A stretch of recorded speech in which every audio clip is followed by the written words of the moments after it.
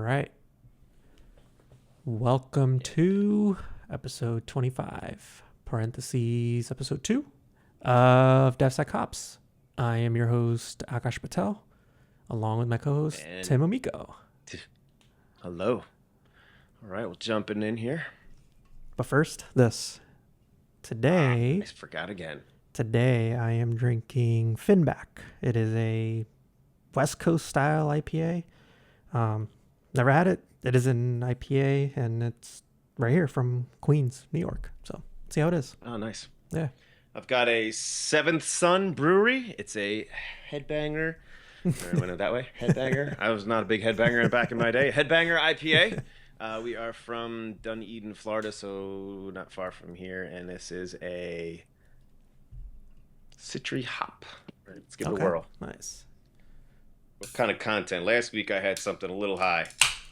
9 something. This one for me is a 6, I think. It's not too bad. Doesn't even say. Oh, no, 6.8. Not bad. I feel like this, isn't it supposed to have that on there? I don't see this. I see 16 ounces. That's it. Okay, well, we'll go from here. Cheers. Cheers. Wait, I don't know if we actually sent it. There we go. Oh, that's pretty good. I actually like it. Yeah, it doesn't seem bad either. A little bitey. All right, let's jump in. So, let's see. We do GitLab. Let's jump into GitLab stuff. So GitLab published 18.11.3, 18.10.6, 9.7, and so on May 13th. So yesterday, security patch line for self-managed GitLab. So it belongs on the platform calendar before feature work. Okay, yes, definitely. Do the updates before we do the features. Yeah. Let's see. Good rule of thumb there. And it's then, just a patch, though, right? Nothing from a feature side. Yeah, that's what it seems like. High severity on the security affects GitLab CE or community and enterprise. Mitigation is to upgrade one of those fixed versions and review CI/CD token and group access controls after patching. Let's just see what they're calling out there. So, addresses just a high vulnerability, I guess. Yeah. That came out. Oh, it was just published today. Okay. Mm-hmm. Nothing on the automation side. Developer experience. Developers may see short maintenance windows or runner interruptions, but that is better than carrying a token and group access exposure. I have been seeing online. You guys experiencing? Yeah, like online, like the people that are using, I guess, the SaaS version of GitLab. A lot of them have been complaining that they've been having like runner issues or just platform general issues, like downtime with GitLab. Now I know they just announced like layoffs recently too, so I don't know if that's correlated or not, but yeah, it's interesting. That's actually I was reading it. I'm not even paying attention. I had a ton of runner issues even on-prem this week using my autoscaler. I thought it could be environment related, but I did notice that where it would actually dial up I'm using the autoscaler, so I have the GitLab manager who's listening for the pipelines, and then it reaches out and spawns up all those worker instances. So we're not running our runners on Kubernetes. And I've noticed where the manager can spawn that instance up, but then it's never able to communicate. You stop the job, start it up, that same runner just kicks right in. I thought it was related to maybe timing out where it was trying to do some things in user data and then just never actually getting all the way through registering itself. But we'll definitely look into this because I know they do stay on top of the updates with the environments that we're working in. Yeah, that makes sense. Yeah, maybe it's correlated somehow. Yeah, that's something to look into there. So excellent. Cool. And on to so not much on the GitLab side, I guess, this week, just from a standardized patching that they've kind of addressed. So Kubernetes and again with the gateway API stuff. So Kubernetes posted on May 14th, so today as of the recording, about Kubernetes 136 deprecation and removal path for service.spec.external IPs, which we already knew that since we talked about that on the last episode. The direction is clear. Use load balancer, node port, or gateway API patterns instead of manually assigned external IPs, which, to be honest, these days, I don't even know who's doing the manual external IPs anyway. Yeah. Everyone should be on node port or load balancer at the very least. From a security compliance, yeah, nothing else. A quick update that they just pushed out to fix CVE 2020-8554, where traffic could be redirected in ways cluster owners did not intend. So, yeah, I guess that was the only thing. Yeah, Nothing major on the AI external IP automation stuff. Sorry, what were you saying?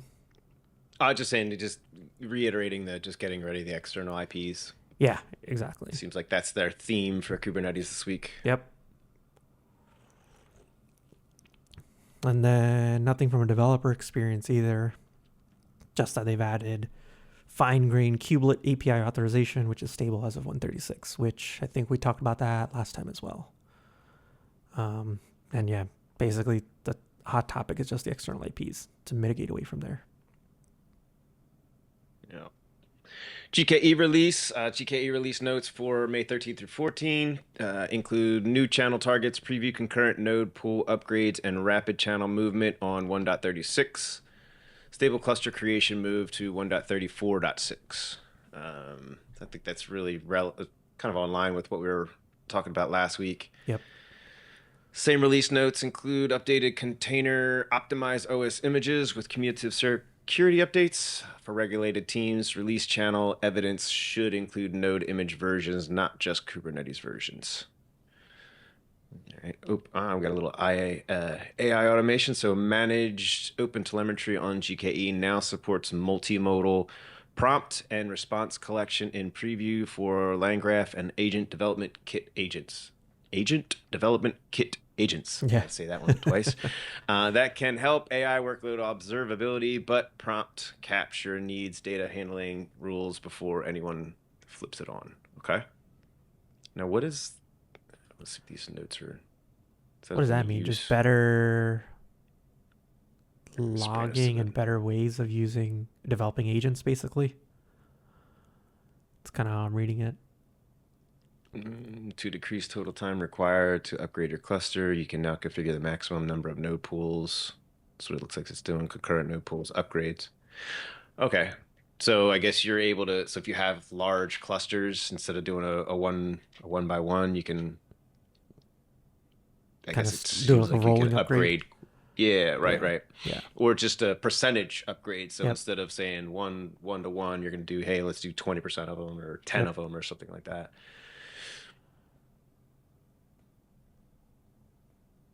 All right, cool. Wonder if that's GKE. All right, never mind. I was thinking GitLab. So we don't use GKE too much yet, but I think that would have been something good to dive into. Cool to play around with. Again, more on the concurrent. Yeah, I think we're going to be doing it pretty quick soon, actually. More on the concurrent node pool upgrades as well. So it seems like a common theme across this. So action items are to review the GKA channel targets, decide where concurrent node pool upgrades are allowed, and document whether AI prompt response and telemetry is approved for your environment.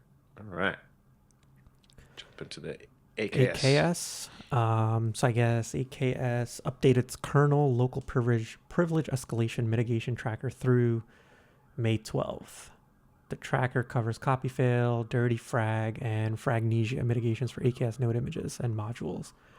Okay, so I guess they just patched up the Linux kernel issues that have been popping up in the last couple weeks, down to the node level now for AKS. So that's good.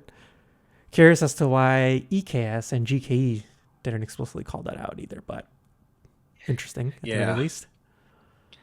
No, we don't even have EKS on here, right? I was going to slide up, but I didn't want to mess nothing even on EKS from an update perspective yet. And then, security compliance, same thing. They've mitigated copy fail severity, which is the CVE 2026-31431. And confirmed exploitation is possible from unprivileged pods. So mitigation is updated node images and AKS module blocking.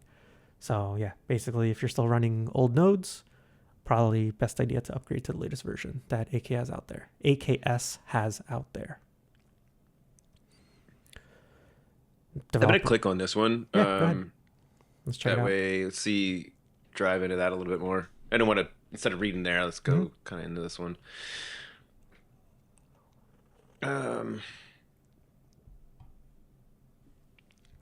Okay, Azure policy extends gatekeeper. That's pretty cool. Yeah, that's what I was looking at. So going back to the write up, it seemed like this was getting more on the lines of kind of doing a lot of the automating Mm-hmm. of admission controller policies. That's what I was trying to see if it was doing. Thought that was going to basically say the same thing on the screen when we clicked it, but I'll let you finish the Azure stuff. That was it. Not much else. Developer experience. I mean, there's really none. Updates are happening behind the scenes anyway, so no one should really experience any downtime or anything like that. Okay. Yeah, I don't think. And then just kind of looking through Azure policy for Kubernetes clusters, it just seemed like it was going to get a little bit more automated. So similar to how New Vector does a lot of that learning. Mm-hmm. That's what I was thinking this was getting towards. So leveraging the AI to start learning about your cluster and then make those suggestions. So right in the console versus having to have a separate tool like a New Vector. Where that can go in, start looking at your cluster, make suggestions, Right. turn this network policy on, Yep. add this admission controller. I'm assuming this is kind of what this is leading towards. That's But what it it's not sounds like. jumping Yeah. out. That's what it does. It's just more how you install it, not what this tool is. So, all right. Sonatype Nexus Fire and Sonatype Nexus Repository and Firewall. So Sonatype Nexus Repository 3.92 shipped on May 7th, followed by 3.92.1 and 3.92.2 as of today. So 3.92.2 line adds pub support, Conda hosted and group support, Helm group repositories, Nexus One UI preview, and database connection pool metrics. Let's Nice. take a look at that real quick. We actually just upgraded It's to new and Nexus noteworthy. 390 recently, I think. There was an issue with one of these versions, and I forget which one it was. They're basically saying if you're using like a path-based routing to Nexus, it's kind of broken. Luckily, we're not doing Okay. that, so it's fine. Oh yeah, right there. So they fixed it in this version then. So self-hosted Sonatype Nexus repository instance is configured with a non-root context path, for example, /nxrm or /nexus or anything like that. Basically, when you're not on the root domain, it now correctly loads and navigates when users access URLs without a hash fragment. Before, I think there was like you're getting errors basically in 392.0. Okay. And I remember you saying, I thought you said it was a new UI as well. Do we have the new So user we didn't interface? upgrade to this exact version because of that error that I was seeing. So I just left it one Gotcha. below. So I think we're on 391. We're not on 392 yet until they fix Okay. this. And it seems like they fixed it. So I didn't know if they had put any in there. I that's didn't the know if new in UI 391 basically. they also had some UIs. Yeah. Can you click on that? Oh, there you go. Yeah. Nice. So it looks pretty neat. A little more modern. Yeah. All right. Just getting in more metrics Yep. exposed. Yep. All right. Anything on the automation side of things? Let's see. Looking at that anything? Let's see. Sonatype says just for the security side of things, repository firewall also adds event webhooks and bulk waivers, which makes quarantine and waiver workflows easier to audit. Okay. Where you brought up the release notes, we'll dive into that. I don't think that's going to be exciting for a podcast anyway. Yeah. So, repository firewall webhooks are useful automation hooks for policy events. Send the alerts to the right team, but keep broad waivers human approved. Okay. Developer experience. So 3.92 fixes the community edition UI freeze after startup, and then 3.92 fixes the non-root context path navigation that you were just talking about. Yeah. So if you jump to 3.92.0 quickly, continue to 3.92.2 Yep. to resolve any of the issues you get. Sweet. So we And can then now plan upgrade to on the 392 upgrade, internally then, and that should be good. Because I do want to check out some of that new UI stuff and see what that looks like. Yeah. Nice. So I guess I'll talk to you 1:00 Friday morning again, or Saturday morning again. Hopefully All not. right.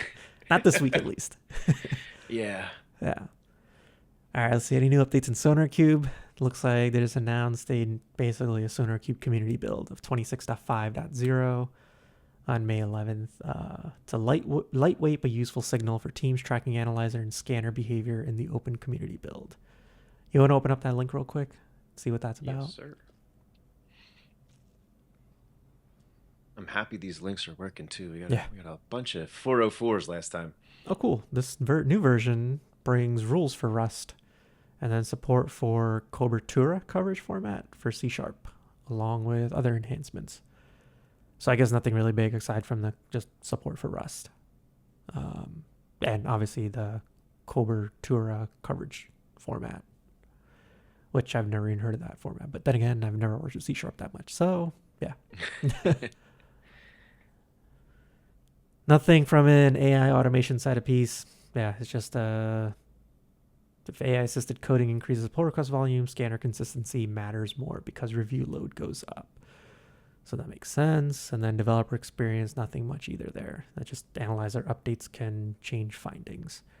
Gives teams a heads up before the build changes so they know whether new issues are real regressions or actual updates. And that's it. Okay. Moving on to Keycloak. So again, we don't use that heavily, but a lot of our programs do, and tons of the community does. So Keycloak published May 7th, 2026, planning note for 26.7.0, including simpler offline sessions, token exchange improvements, operator updates, DPoP support. I have no idea. Am I saying that right? Alrighty. OAuth and OIDC interoperability work and passkey UI improvements. Treat this as a roadmap direction, not a shipped production feature. Demonstrating proof of possession. It's a type of OAuth 2 spec, I guess, or it's a type of extension. Ooh, we got one page not found. At least it got the Keycloak though. All right. So again, nothing for the security, and then AI automation. So OAuth and OIDC interoperability work matters for MCP and agent authorization because agent tooling increasingly expects standards aligned identity providers. Okay. Not messing enough with MCPs. We got to start doing some demos on that just to force ourselves to use them more. Mm-hmm. I'm seeing too many that are saying connect your MCP to your cluster. I just want to see what it does. I gotta do it. All right. So passkey and offline session improvements could reduce support pain, but only after the release ships and your client compatibility tests pass. So overall, we want to watch that 26.7 release line, identify apps that can depend on token exchange or offline sessions, and add what you just said, Depop, passkey compatibility test to backlog. Okay. Now for the fun stuff. KiloClaw and OpenClaw updates. To do this. Yeah.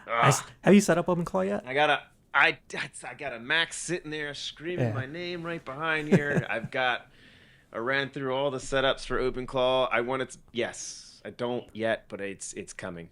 I have not played around. I'm not going to do the trading stuff. I literally just wanted to build some early morning emails instead of subscribing to all these things. I'll just do my own. But anyway, I've actually I came across this other tool called Hermes Agent, and that one is supposed to be like OpenClaw, but it's supposed to have like better like memory retention on things that you ask it and things that it does. So it's supposed to be a little bit better, but I just want to play around with that and see what that looks like. But yeah, I haven't messed around with any of these tools yet. Even like NemoClaw that NVIDIA just released too recently. I haven't heard that one. Yeah, it's supposed to be like an OpenClaw derivative. Basically, it's supposed to be is meant for like enterprise, a little more secure. Because OpenClaw is like the Wild West, like it has access to like everything. And NVIDIA tried to kind of narrow that down and make it more enterprise friendly. Right. Put a little guardrails around it. Exactly. Yeah.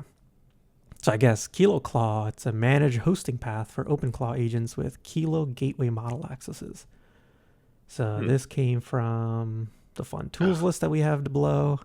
And yeah, basically worth a look because teams keep asking how to run agents without building every runtime piece themselves, which makes sense. I mean, click on that little link. I'm kind of curious to see what that looks like. Yeah, definitely. Hosted. Oh, okay. So it's hosted versus you have. Oh, so even easier. Yeah. Your OpenClaw agent deployed, secured. So KiloClaw is a managed. Wow. For how much? 1 day free trial, no credit card. Okay. Well, we got some pricing on that, baby. Of course we do. $50 a month. That's not that bad.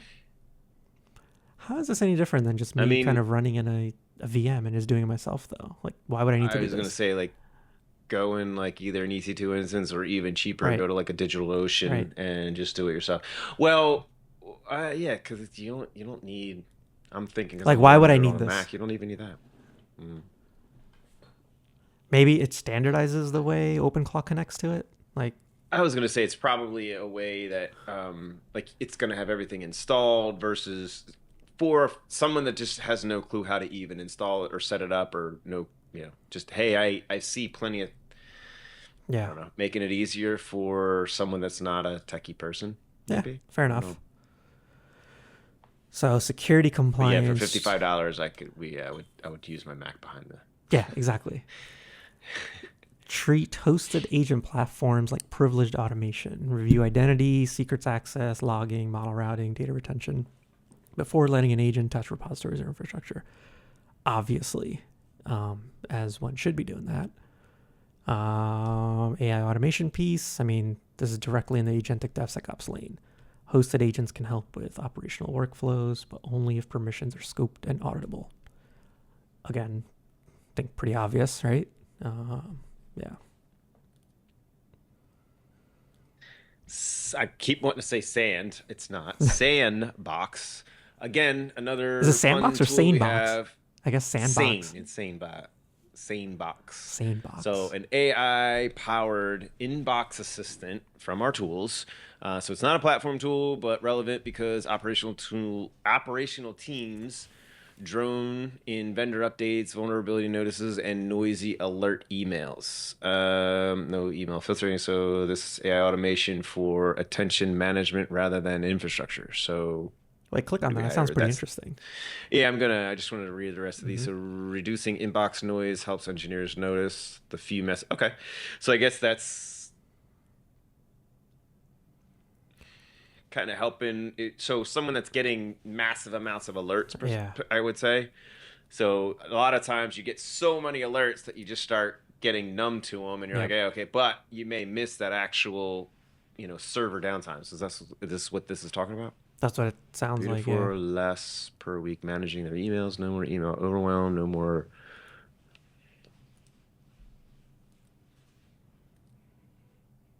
I don't know what I would do with this, and I don't know if I'd snack, lunch, and dinner. That's never seen that. That's cool. Yeah. That's a different way of offering Yeah. tiers. Yeah, what is the value though? I mean, I guess again, if you're getting just a mass, I don't, right? I Scroll get down. a Let's look at lot the of features. emails, but not inboxes so automatically filters out unimportant emails, unsubscribe you from. I could use that. Mm-hmm. Um, reminds you to follow up on nothing slips through the cracks type of thing. So banish annoying senders. Don't ever. Yeah, how does it? It's kind of like Copilot mixed with like Superhuman. Yeah, I feel like this is just another AI tool that someone That's like cleaning up your inbox, created. basically. Yeah, like, Yeah. hey, let's just vibe code something quickly and then make a badass UI and sell it for snack, lunch, and dinner. Yeah. I think we could just absolutely vibe code that. I'm curious to see the different features between the different tiers, though. Like, is snack tier basically like, hey, you're still gonna get those annoying emails, but not all of them? Yeah, And then it's like with because dinner, it's like you a get like kitchen. none, like no annoying emails, or like what does it do? Yeah, Oh, this. okay, it's just multiple emails. Okay. Oh, you can't scroll down here. So if I had, yeah, oh, okay, yeah, yeah. There you go. There you go. Yeah, iOS app. Pick two, pick six. Okay, this is like a Panera bread. Yeah. Pick two, whatever you want. Pick six. Interesting model that they have though. It's a cool concept, I guess. It's all based on features, so Yeah. they just enable whatever features that they want to enable. Kind of neat. Well, yeah, I think but that one too much though. Okay, and then again from the fun tools and reads, just some AI or just tools that we get a lot from AI emails, just dumping them in here. So we'd already looked at Sandbox and Kilo Cloud. Musive, upload audio and generate beat synced AI music video concepts. Not a security tool, but useful for internal explainers, training teasers, or making a demo feel less like a beige spreadsheet escaped containment. Let's check it out. Let's click on that link.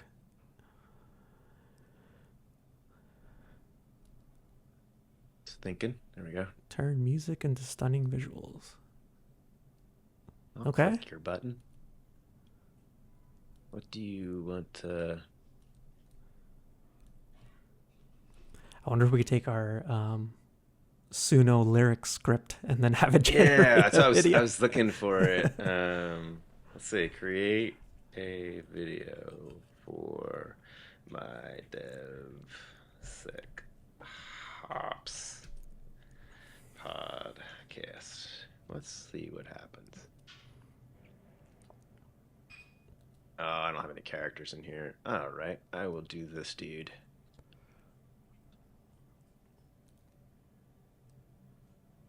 Oh, I gotta upload music. All right, I don't know what this is doing. I don't have music. Nah. All right, Play around with this it later. failed. Yeah. I thought we could All right. like export one of the. We'll export one of our Suno tracks, and then get that uploaded and see Yeah. what that looks like. Yeah, I have a few more in here, but these Yeah. are some scary ones. Yep. I'll play that on the outro. Okay. ChatGPT. I think that's it, right? ChatGPT Images 2.0 came out. We talked about that last time. But haven't played around too much with it, but some of the image generation seems pretty neat. Like at least from the initial stuff that I was trying out. Yeah, I don't know if it's. I think that's even the podcast stuff that I was doing. I'm wondering if they're the images that we were trying to use for the t-shirt logo stuff. I think that's getting generated by 2.0 now. Yep. It did good. I have a heck of a time at trying to redraw everything. So if anyone knows the proper prompt to throw in there, I have a few from other ones that I was working on, but it seems like it always wants to redraw and it gets sketched out. So anyway, that's it. Any closing remarks? No, I think that's it. Side of I'm gonna give this let's rate. Let's do a rate as well. All right. So I actually enjoyed this one. I would give it a two DevSecOps thumbs up. I don't know. We'll work on that. Sorry. No one's tuning in this long anyway. Everyone already tuned out. So I would give this one. I actually like this one a lot. I would probably give it a 4. yeah. I might even definitely gonna probably have this again. This was good. So you Out got of a 5, 4 on that is. Okay. Out of 5, yeah. I didn't give a gauge. Yeah. So if we're going out of 5, then I would bump this to a 3. Yeah. Because I'm not an IPA guy. All right. Well, thank you for tuning in. Thanks for listening. Thanks for listening. We'll try to have some of these consistently, and We'll catch you guys next time.